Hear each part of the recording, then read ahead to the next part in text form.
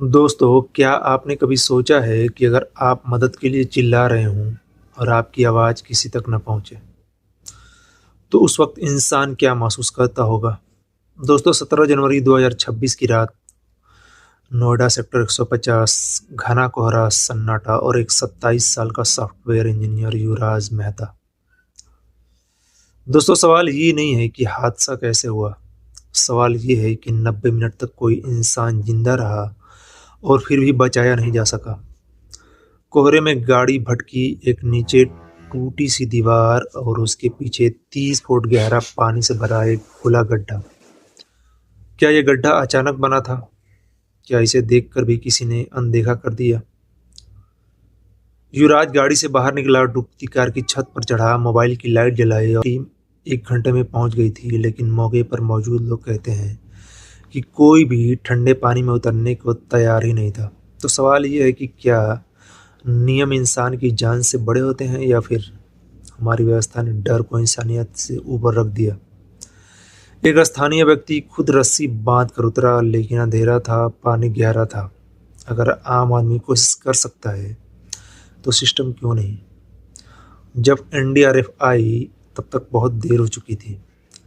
Postmortem कहता है कि मौत दम घुटने और हार्ट फेल होने से हुई, लेकिन असली वजह क्या थी दोस्तों, हम सबको पता है। स्थानीय लोग कह रहे हैं कि इस गड्ढे की शिकायत पहले भी हुई थी। तो फिर सवाल ये है कि अगर चेतावनी और शिकायत पहले दी जा चुकी थी तो सिस्टम ने कोई कदम क्यों नहीं उठाया? हाँ, अब बिल्डरों पर केस हुआ, एसईओ हटाए गए, एसआईटी बनी, गिरफ्तारी भी हुई, लेकिन सवाल वही है, क्या ये सब युवराज को वापस ला सकता है?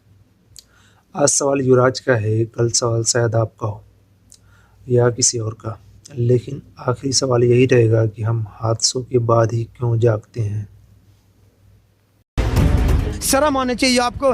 विश्व गुरु और डंका पति और दुनिया विकसित भारत और विकसित नोएडा करते हुए डूब के मर जाना चाहिए। थू है तुम्हारे कुर्सी पे, तुम्हारे सत्ता पे, कुर्सी है तुम्हारा, जनाजा तो नहीं, कुछ करते नहीं तो उतर क्यों नहीं जाते?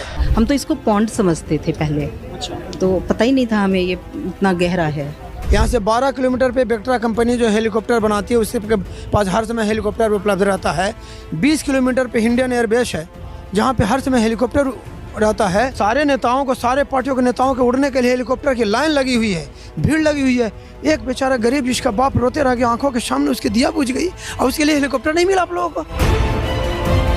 ये सेक्टर 150 है, यहाँ पे इतनी ज़्यादा इलीगल एक्टिविटीज़ हुई है कि आप उसका अंदाज़ा नहीं लगा सकते। उसके लिए हमें एक अलग रिपोर्ट करनी पड़ेगी।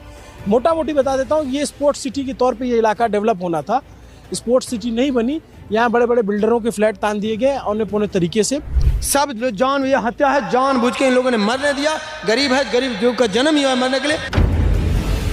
दो बनने से पहले बोला गया था 15 दिन में पूरे यूपी को गड्ढा मुक्त कर देंगे। बाकी आपको दिख रहा है बड़े शहरों की जो 3 परेशानियां हैं, हर सड़क में गड्ढे, हर तरफ गंदगी और प्रदूषण पूरे देश को खोखला कर रही है।